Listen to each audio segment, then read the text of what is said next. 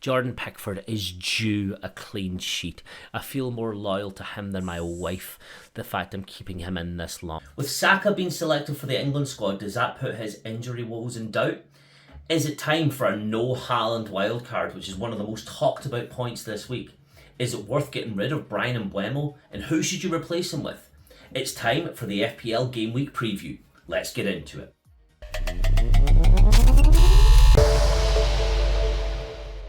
How's it going, everyone? Welcome back to the channel. My name is FPL Brian, and we do have to talk about the disaster that was Game Week 7.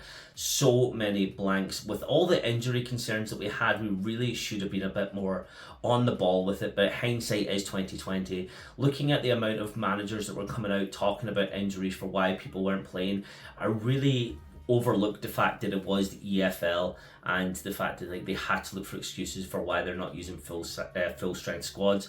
It really did scupper a lot of us, and I ended up taking a hit to bring in Matty Cash. He did end up doing well, and I didn't start him, but it was a bit of a shame taking a -4 hit there. But maybe in the long run that's not going to matter too much for me, but it was a bit of an error. I probably should not have done that, or if I did, I should have started him, because I really thought that out the amount of players that I had flagged, a lot of people were playing bingo with it at the minute. I did think I was going to lose somebody, but that's a mistake, and we can only learn from them and go forward. But this week it is time for the major talking points. Now, I've seen a lot of people go about this no Haaland wildcard. I'm not for it. I don't even think it's time to wildcard for me yet. I'm still sitting in the top 1 million, which is not too bad compared to what the average of the FPL experts and creators have got. I'm definitely not doing the best, but I'm not doing the worst either. I'm sitting there probably about, let's say, Europa League spots in terms of the amount of points they've got.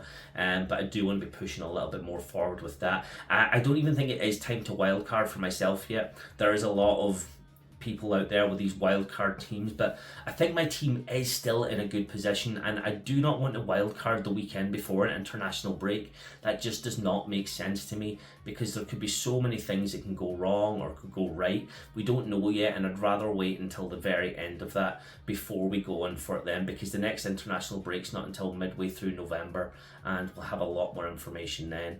And even then, at that point, the next international break I don't think is until March, and I'd rather save my wild card for the Christmas period, because that's when things really start to heat up. You have games that are coming in, week out. Sometimes you're playing 2 Premier League games in the space of 4 or 5 days. I would much rather save it for then, and then when you get your new wild card going beyond that, use it a lot more tactically. There is the discussion as well of when Haaland's going to get his double game week. I've seen some people say that it's going to be possibly against Burnley and Sheffield United or something around those lines. I haven't really paid that much attention to it this week to find out when that is, but I don't see why you would triple captain Haaland at that point, because he's not really being consistent enough for me yet.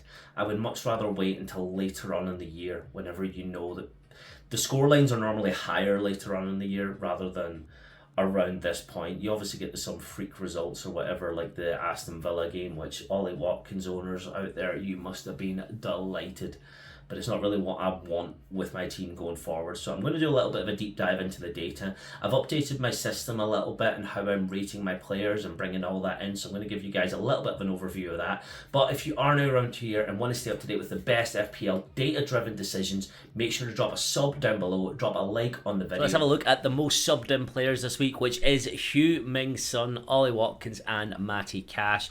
Obviously Watkins and Matty Cash had an absolute blinder last week against Brighton. And Heung-min Son is going to be playing Luton this weekend, and he is actually my captain as well. I think that's definitely one that we want to be targeting. On the right hand side though, the most subbed out player is Estupiñán.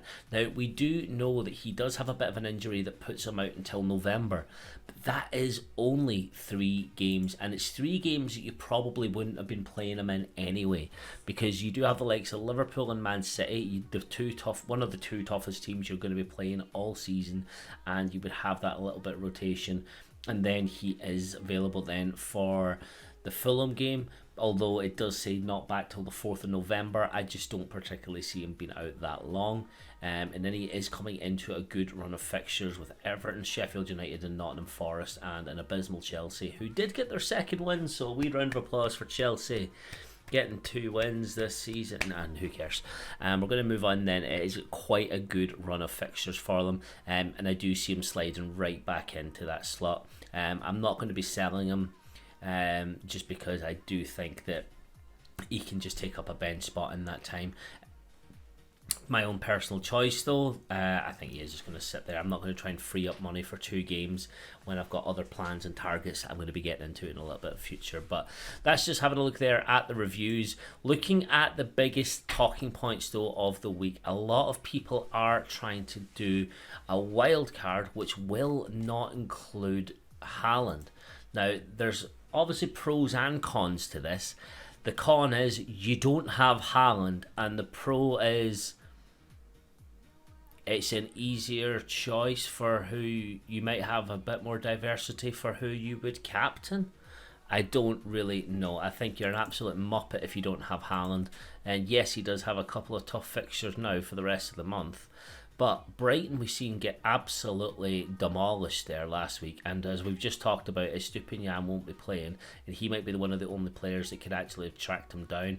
I think Brighton is really starting to show their cracks now. And maybe selling too many players and not bringing them in so much. Yeah, they have had some good results this season, don't get me wrong, but I think they're trying to maybe get found out a little bit now. And you can't not have Haaland in your team. Like, people are saying, oh, but it frees up money for Salah, Saka and Son. There's my team. Salah, Saka, Son and Haaland. Got Saliba, got a bit of Dan Burn in there, which is my Newcastle defence, and he ended up getting a goal in the Champions League in the midweek. Matty Cash that I can slot in as well. It's very possible to get that team with all the players you need. Like Awoniyi, yeah, he's not done well the last 2 weeks, but how well has this boy done all season? Returns for the first 5 game weeks in a row, and his fixtures look good now as well with Crystal Palace, and then he's playing Luton. I'm guaranteeing you he should get some results in that as well. So not having Haaland in your team, I don't recommend. If you want to do something different, go for it. Try and be creative. But there's a team there that has all the big hitters and has Haaland in it too. Kaburi I did only play because he was obviously in a double game week, whereas Matty Cash is going a bit obvious. Guess who else I managed to bring into my team? Because I sold Brian and Mbeumo, Jared Bowen, and I still have Haaland in my team because I've been a bit more sensible with my money. Yeah, Andreas hasn't really worked out as much as I really thought he'd be a good buy, but his fixtures are Sheffield United, then Spurs, which is tough, and then Brighton. Like, it's not great fixtures for Fulham, but I still want to keep him for this game against Sheffield United. Like, why would I get rid of him now? I've stuck by him for the 3 games, and he's got 3-3-1, which 7 points isn't great. But if you look at the likes of Marcus Rashford and Bruno Fernandes, who've barely even touched that, maybe Bruno did because he scored 1 goal. But if Andreas scores this weekend, like, that's a good profit on a player that's only 5.5 million, and something that is a bit that's not really looked at as much. If you look at your penalty kick takers for Fulham, Andreas Pereira. If you look at the free kicks, Andreas Pereira. If you look at who's on corners, guess, Andreas Pereira. He is due. This was my only thinking process about when I brought him in, is there was actual evidence to like he was due a return in points. Fulham just maybe not been at it as much, but he is due a return. Like, it's your numbers coming in with them soon, and it hopefully could be this week against a really dire Sheffield United. So I am sort of hoping that it is going to come in, and the fact that he has not been selected by so many little players, like 1.2%, this could be the weekend that he actually does bring in a return when no one else does, especially for the fact that Saka does have Man City. I am lining up my bench like this because I was able to sell Mbeumo to bring in Bowen, and I still have money in the bank, barely, but I have enough there, which means when I do come to wild card, a lot of these prices are going to go up for players, and I'll be able to do a lot more, especially down the line. My biggest regret so far is I don't have Trippier. I did go for Dan Burn for the price difference. Like, he is 2.3 million cheaper, but looking at Trippier's returns, an 18 and 12, 2 double digits in a row, that was a wonder not to have. So I am really hoping that He lays off the assists, maybe shares them out to Dan Burn, or Dan Burn scores like he did against PSG. We maybe have to keep our fingers crossed for that one. I don't see it happening, and I'm hoping that some of the big hitters like Salah didn't return well at the weekend. Saka basically gave up a hat-trick of penalties, and Jared Bowen, I'm hoping, hits the ground running for me. Although Man City's results are a little bit difficult coming up now, or sorry, West Ham's fixtures are getting a bit difficult, but then it does get quite good for them right after this game. So I'm hoping he maybe does something in this game. His price goes up and maybe puts him out of that reach that so many people can't get him, because he is only selected by 16.4, which does seem like a lot, but realistically his price might cap it out for a lot of other people later on. So I am very happy with this squad. It seems to be underperforming for the amount of players I have. Pickford I definitely think was a big mistake, but it's too late now for me to change for... I would probably go for Areola or Leno, but I probably can't afford... Actually, I can't afford Leno now, full stop. I could still get Areola in the next couple of weeks, but that's my transfer that I have used for this weekend. It's definitely what we're looking for. Saka is definitely going to be playing, I assume. I can't say definitely, I just really hope he is. As an Arsenal fan, we need him against City regardless if he's got one leg or not. He's just an absolute unit, and look at the amount of returns we've got. He's just going to be continuing that. I do like I call me biased because I've got the Arsenal fan behind me, but I do fancy our chances against City this week, and I think he actually might be the boy that... It's always Saka though. Like, I've got such a soft spot for him, and I hope he does do well. But Odegaard as well last week had an absolute blinder against Bournemouth. But in the big games, Saka does normally show up, and I don't see Arteta really being too worried about Saka, because he doesn't need to be available for the week after because England are playing in the Euro qualifiers. But I am very happy with my team so far. As I've showed you before, I use all my pivot tables from these sort of ratings. I have changed my rating system a little bit, so it is a little bit more consistent and easier to read, especially for the bigger numbers. But I'm going to go along with this. It makes a lot more sense in terms of doing comparisons using a little bit smaller numbers as well. But we can see the top 40 players that I've got all highlighted here so far this season that have got good ratings. Now, the ratings isn't points or prices, it's a utilization of their influence in the games, their bonus point systems, how many points they actually got, their value and price, their predicted lineups. There's a lot of data that goes into this from my spreadsheets here to create these pivot tables, and then I use my own features here at the end to be able to calculate all that, so I can be a complete nerd, let's say, to make my absolute decisions on this. But I'm going to go with it. I'm sticking with my system. It had a little bit of a lull last week, but it's not been awful to me in terms of where we're getting for. It does recommend players like Trippier, but you also have to go for a little bit of your gut feeling. I thought Dan Burn was a better option just because less people had him. You can see that his price is going up now too, so it made more sense at the time.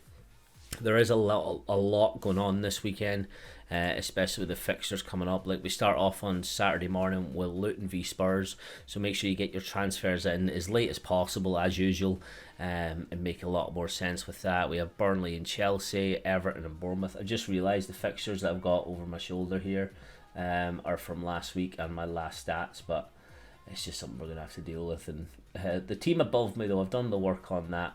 That was my stats prior to last week, which is not too bad at all. I had 0 in the bank, but I've got 0.1 now. And the fixtures you can see on screen now, so don't be paying attention to the fixtures up the top right. The big game of the weekend is your Arsenal Man City. I was having a discussion about this last day. When was the last time you saw a big game as an early kickoff? Because I could not remember it. I remember back in the day you used to get your Man United Arsenals, your Arsenal Chelseas, Liverpool Man Uniteds as well, early kickoffs, but they just don't seem to happen as much anymore. They're always saved for a Sunday. There must be some TV rights thing, but we're going a bit off topic for that. That's how I've actually come to the conclusion now of this is the team I'm going to go for, and we're going to see what happens. I'm going to keep Son as captain. I don't see Haaland. If there is someone that scores for Man City, it will be him. But everyone looks to have decent fixtures except Saka and Saliba and Haaland, who are obviously going to be playing each other. I don't fancy playing Kaburi against Captain Son, but I could maybe see that Arsenal Man City game be low scoring, and we go from there. Like West Ham for Burn and Wolves for cash is fine. Pickford, I'm definitely picking in for Bournemouth. He has to return. Like, Jordan Pickford is due a clean sheet. I feel more loyal to him than my wife, the fact I'm keeping him in this long. But we're going to see what happens. Like, he has to come good soon. He has to do something. And then we're going to go from there. But that is all for today's video, guys. It's a little bit of a recap showing you what I've got for my team going forward, where my thought processes are, and how I've selected the team using my own data set instead of a lot of ones using AI technology and so on. I have looked at the fixtures and I think this is the team to go for. But that is all for today. I will do a new video again next Monday after my review.